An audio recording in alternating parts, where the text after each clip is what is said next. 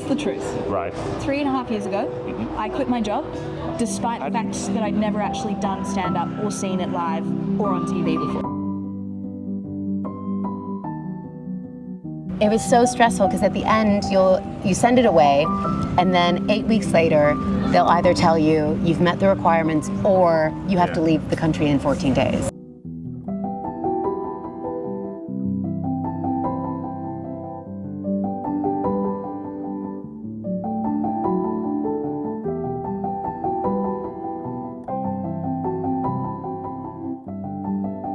And it's really all down to her saying, don't just talk about it, put your money where your mouth is and go and do it. I'm from Canada, but I have been living in Glasgow for 5 years. Right. So I moved here. So I it's know. like, yeah, let's get this out on the table here. Yeah. I'm from Glasgow. Gotta be for the very last 5 honest. years. So I'm violent now. No, all the stand-up I loved watching and really connected with was from the UK. Right. So I knew that's why I needed to come over To be here. around it. Yeah. Canada doesn't really have a celebrity culture or as much of a going out culture. It's hard to Right. fill shows. It's hard to Is build. there staying in culture?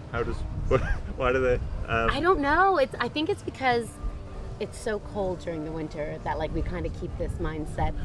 I would be really interested to They go. don't go out the door during winter? Sometimes you can't. It's just so snowy. Because the snow is up to the I mean, window and it's you just think, icy I'll and wait. you don't want to go outside. Also because Canada's so massive. Yeah. In order to do the amount of gigs that I could do from, if I that's traveled true. from Glasgow down Yeah. to Manchester, I could stop in, how many Yeah. places in between, and that's a 4-hour drive. Yeah. But I like to say Glasgow to London's like a 8-hour drive, and that's like Montreal to Toronto. Right. And maybe on the way you could stop in Ottawa or a couple other, Kingston, a couple of places. Yeah. But here, you're doing the entire country. And do you still feel that, having moved here, do you still feel like that going from Glasgow to London is it's only 8 hours? Yeah. I think I have more that, I have that feeling more than people who live here. They're all the way in Manchester? I'm like, that's Yeah. a couple hours. That's nothing. There's twice as many people in the UK than there is in Canada. So, in such a small space. Yes. So maybe that has something part to do with it, or the It's pub better for comedy. You do culture. need people for comedy. You need to compress them in, Exactly. put them in a basement, give it a Yeah. low ceiling, and then it's going to work. And you Yeah. need people to want to go have a drink and a nice time. Yeah. And I think sometimes when you see... They don't want to They drink. don't wanna do They don't that. want a nice time in Canada. What are you doing for your fellow Canadians? You're dissing the hell out mean, of them. You're even roasting them from afar. Baseline, as a Yeah. baseline, I would say everyone in the UK is so much funnier, especially in Glasgow. Everyone's so funny that you would just meet on the street. Yeah. And in Canada, you just don't get that. It's harder to find the pool of people that you want to connect to and relate Yes. to, because it's just, people be like, how are you? I'm like, oh God, can we just text Yeah. them? Can we just be funny and have a good Yeah. time? No. So it's just a different, culture overall. And Yeah. this is where I felt more like I connected to and more Yeah. at home. And why did you hone in on Glasgow then? Is it because the stand-up scene is particularly good? I haven't looked very closely. Yeah, myself. in retrospect, I'll say yes. But at the time, it's You because knew nothing. I moved to do a master's. Pin on the map, dot. Pretty much. Yeah. It was I moved to do a master's in TV writing, and that was where the master's was. Ah, okay. So that's okay. where I've kind of set myself up. But also, the NHS is incredible here in Scotland. Right. So much better. You don't It pay for is anything. everywhere, I know, Yeah. but you don't. In England, it's worse than in Scotland. Oh, is it? Yeah. Ooh, Yeah. nice. I think the dental care is so amazing, and Can you get on the NHS list in Scotland? yeah, Oh, well, there you go. It's better. yeah. Nice. Yeah, this is it. And I'm anemic, and so whenever I go to get my iron, the first time I went to get my iron pills, I just kind of stood at the counter weirdly, and they were like, "You can go," and I said, Yeah. "Don't I have to pay for these?" They're like, "Leave, get out of here, you're free." I freaked them Is it out. free? Yeah. I was like, Yeah. but even a little bit, Yeah. because in England, don't you have to pay a little bit for yeah, medication? yeah. Nothing. You just Nothing. everything's for free, which is amazing. That is amazing. Yeah. I mean, compared to Canada, because we're next to the U.S., everyone thinks Canadian healthcare is amazing. Right. And then when I moved here, and I'm like, it This cost is me another level. 32 pounds to get a tooth pulled. In Canada, that would be 500 pounds. At Really? least, yeah. Yeah. And I'm like, take them all out. Oh Yeah. my God, for that price? Get them out of here. Brilliant. It's amazing, yeah. So, you moved to Glasgow Yeah, 6 years ago. You were studying. my master's, Yes. yeah. And then what happened? And then I got on a youth mobility scheme visa. There are a lot of liberties with the word youth there. And What's it? it's between the UK and Canada. Right. Where they just have a free 2 years if you're under the age of 30. At the end of that, they now extended it to 35 and it's 3 years. But I was ending that visa and I got kind of screwed over. And this is why it was a lot of pressure on me to get this global talent visa. It was kind of the only way for me to stay in the country. Right. And I'm still, I'm doing well, but I'm working my way up still. Yeah. So it was a very big, half the people you talk to are like, oh, it'll be fine, you'll get it. And you're like, you don't know that. You don't know that. I knew some people who got rejected from it. And that's what my show is about, is talking about you need 10 pieces of evidence, 3 letters from very important people, and £5,000 that you just pay up front. Just for fun. Yeah. 3,200 of that was to the NHS, and I'm very happy about it. Yeah. But yeah, the rest, and there's all these admin fees and the stress. Which important people? So this is, you had to get 1 international, 1 from the UK, and then 1 in the field. So I had Monkey Barrel Comedy Club was a letter of reference for me, which is why I love them so much and I owe them forever. But yeah, it was so stressful because you're doing all this admin to just be a stand-up comedian. Yeah. All this admin to tell stupid jokes on a stage. Yeah. How do you come? It's really embarrassing that you're having to prove your worth, and obviously these busy, important people are too busy to write letters, so they're like, you do the first draft, then I'll add on to I'll it. just So you're sign it. writing your own kind of Kate Hammer is essential to the comedy scene, and it's kind of disgusting. She smashes every gig that she ever does. Yeah, and she's so hot and cool, sneaking stuff in. But it was so stressful because at the end you send it away, and then 8 weeks later they'll either tell you you've met the requirements or you have to leave the country in 14 days. And when you've set up your whole life here, and like I said, there's no, the career I have here could only be here. And the jokes I want to tell, and when you're at the Fringe and you see these incredible comedians, that doesn't exist in Canada. And the level of comedy or what they're doing and clown or absurdity just doesn't exist there. All the time in Montreal, I would be told ooh, you're a weird comedian. You're very alternative. You're more of a storyteller. And then here, it's I'm very clubby comedian. You're you haven't seen Noel Fielding do an hour on shadows, and you're that's weird. Not what I'm doing. Your entry level weird. Yeah. But this is the different kind of, again, the cultural viewing of what the comedy is very different. Do you have any siblings? What do they do? I have 3 older brothers. They're all married. They have kids. I miss my nieces and nephews. That's the hardest part, I think, about being so far away. Yes. It's I haven't been home for the last 4 Christmases because it's just so expensive. And I don't have that much vacation when I did work. It's good vacation in the UK, but you spend so much of your vacation on doing comedy gigs or doing other. So how was your time off? You're I was still working. It's my other job. I just never stopped. Yeah. Yeah. I think it's that baseline stress of every day that other people don't think about and don't consider of oh, why can't you just cancel that gig? And you're because it's not just that gig or that money, it's the potential for other gigs or that money that I'm making. And it's part of your application to say, I've done 3 million gigs in the last 6 months, and this is what I earned, and I'm trying my ass. Yeah. And again, it's the other comedians you're meeting too, in the green room, and oh, you live in London, okay, maybe now I can do gigs there, and it's that kind of inherent networking that you're always doing, and you always want to be available, and you want to make sure the clubs that you can fill in on a last minute spot if they need you to, and so it's not something. I think in comedy you can get quite jaded, right? And you're God, I'm doing all these gigs, I'm so tired, I just want to go home, and you have to remind yourself that this is something you get to do, not have to do. You're yes, I choose to do this, I love comedy. And then there's that extra voice in the back of my head that goes, no, but you have to do this. No, this isn't, you get to do this, but you also have to do this. And explaining that to previous employers has been an interesting one, being I'm not asking to leave work at this time because I fancy doing a little stand-up. Yeah. If I don't keep doing this, then I can't work in the country. Yeah. Yeah. And I think that one of the biggest problems presumably must be that the underlying stress is working in direct opposition with your ability as a performer to perform at your best. Yeah. So it's kind of it's an awful thing because you've got two conflicting emotional states, haven't you? And I'm Between very chilled out and just like, Yeah. yeah, whatever. Just see how it goes. Yeah. Yeah, because it does feel too, if a gig doesn't go well or you haven't totally won over the audience, I can get quite hard on myself. Yeah. Because the pressure is higher. And I want to do so well at every gig and be the perfect comedian for that room, even though it's obviously impossible.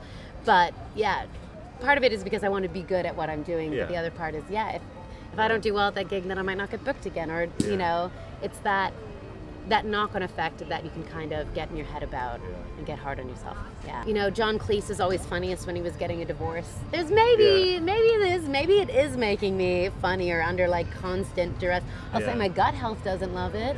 It's not great down there. Like, I think I just am put the stress in my body and then try and keep like fun up here. But I think, because you can get so tired doing all these jobs for money and then building a comedy career and then feeling like you're never doing enough because you're not posting online. You got to film yourself and put your clips online because that's the only way you can make it above entry level. Yeah. Or like, I know I'm headlining weekdays and I'm on weekends, but like, how do you get above that to then be touring and it's like this online fame, which that's not as hard because you're like, that's not what I want to do. I love a gig. I love performing and like creating that kind of, that's why I love hosting, especially, is creating like a joke that can only exist in that room on that night, and there's callbacks that can come from that, and like that's not, I can't take that bit of comedy and do it somewhere else, but that's us together, and it's that feeling of community that I love. It's not getting, a lot of people I think talk about getting laughter, and I'm like, obviously I want laughter, but like I love when you can feel like there's this an energy flowing back and forth and people are with you and you're with them and like you just had a great time.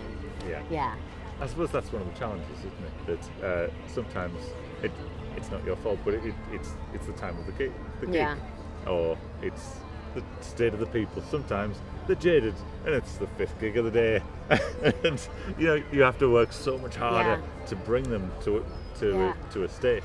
Also because I'm a very energetic comedian, so when I come on, sometimes you're like, okay, I gotta start maybe down here and then bring you up to speed, and depending on how much time you have on stage as well, right? If it's a shorter time, you're like, you gotta get on board now because this is not getting any less less energetic. It's I think that's part of the fun, is figuring out how to work the audience, or what are you gonna like, and sometimes they surprise you, which is nice. But it is always nice when you see, if you don't have a good gig, if you see another comedian also not like do well in the room, you're like, it's not me. At least it's not just me. This is a hard room to it's been fascinating doing this because you see everyone's gig and you get to analyse the hell out of it because it's and see stuff that you just think, how did that not land how I expected it to land? Because that's hot. That's really good. I could see that I would have brought the house down 9 times out of 10.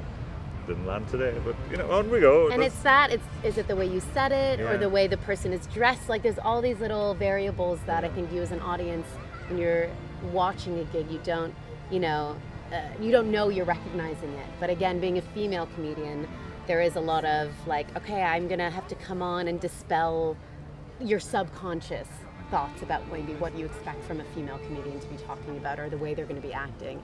And I do think, like, I used to have longer hair, and as it's just kept getting, me alone with scissors has just like brought this hair right up. And it affects the way... COVID sort of... No, oh, good Lord. This was like 2 weeks ago. Is it? Yeah. Right. It's only just happened. Yeah. You got to commit to the bit and commit to the mullet. And it affects the way people react to your jokes, is like the haircut and how you come off. Right. And I think that's the hardest part of performing, in my opinion, because not only am I a female comedian, but I'm also have an American accent. Yes. It'll always be split whether people assume I'm American or Canadian, but I try and address that off the top just so it's not, again, a question in the back of their minds of like, how should I be taking this joke? Because if it's an American comedian, that's one way. If it's Canadian, it's, these little subtleties. And I suppose that the American link or the association, just for some people, will put barriers up to how well or if they receive the comedy. Yeah. And the problem from your perspective is that it's all built on waves, and if you're not getting the starting wave, it's really off-putting to not be able to build, because you're always building. Yeah, but I think trying to like get on top of that and going, okay, so for me, how do they receive me? And if I can dispel those little myths like right off the top, then I can get to work and do my comedy. But Do also the- the way you're dressing, I Yeah. think, and I think my style, it keeps changing to find the right kind of. What are you what are Yeah. you going for? What am I going for? Yeah. Yeah, I think why this haircut, why I'm really loving it right now is because I don't walk on and when I walk on, people don't go, oh, like a woman. In my opinion, they go like, oh, okay, she's probably a little different, you know? And Yeah. they say, oh, maybe she's queer, and maybe she's just like, I'm not like a typical, like, I don't want to walk on and have any subconscious minds go like, oh, is she dateable? Is she hot? Like, don't want that. I want to just be like, oh, she's a weird guy. Right. I want that, so that's the vibe I want to take you on. Yeah. So I think it's interesting,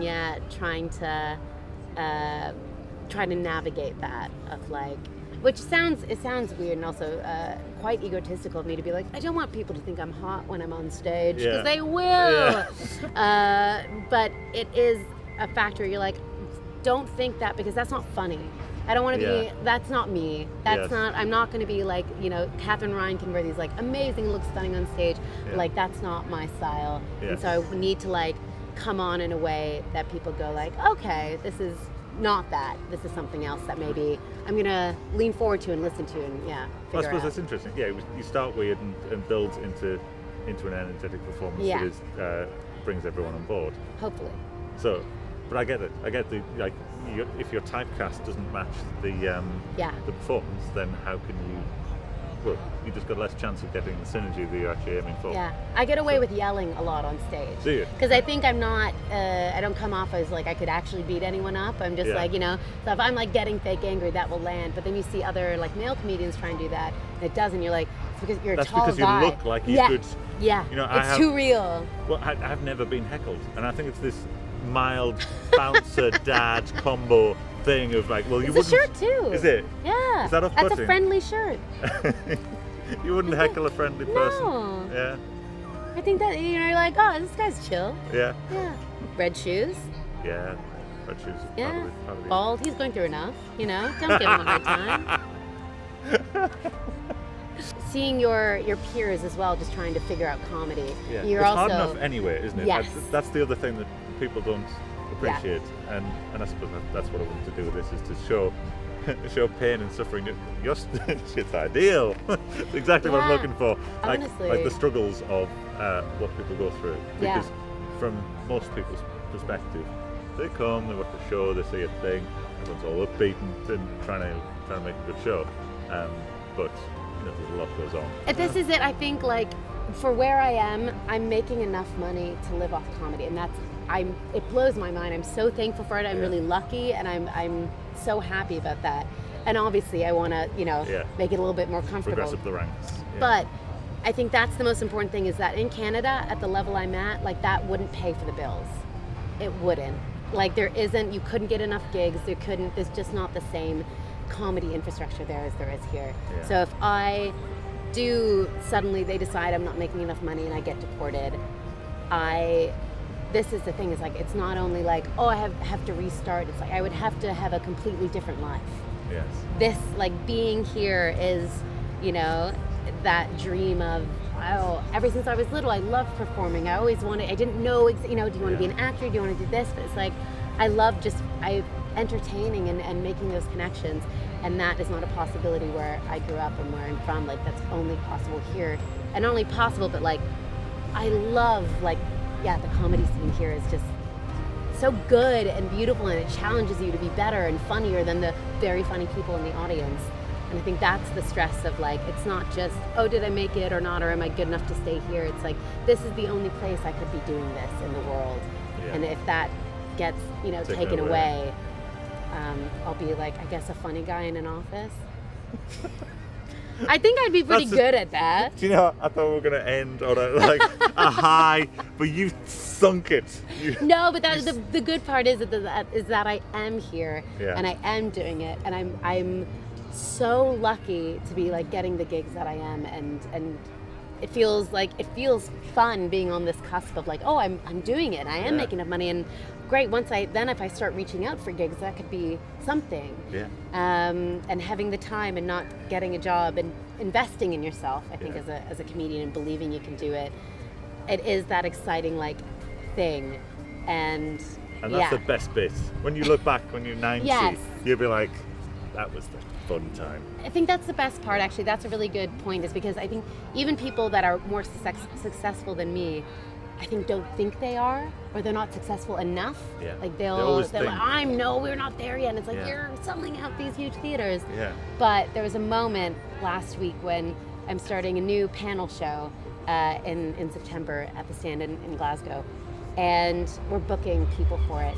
And the people we're booking, I'm like, these are amazing. These are like my comedy heroes, and they're going to be on my show. And I know them well enough that I can just send them a message, and they say, "Yeah, sounds great." Yeah. And you're like, "Wow, That's so cool. that like a year ago, 2 years ago, 3 years ago, like you're like, I would not." There's just something about taking that time to go, I have really come so far, and I have made it in this way that I'm at a point that I'm having a great time and collaborating with these incredible people. And you're part of it. Like you're not looking in, you're part of it now. Yeah. And I think that's the best bit. So it is good to recognize that you are there. You're doing the thing. You're doing it. Yeah. You're doing it. Kate, it's been an absolute pleasure. Thank you so much. much. Thank you.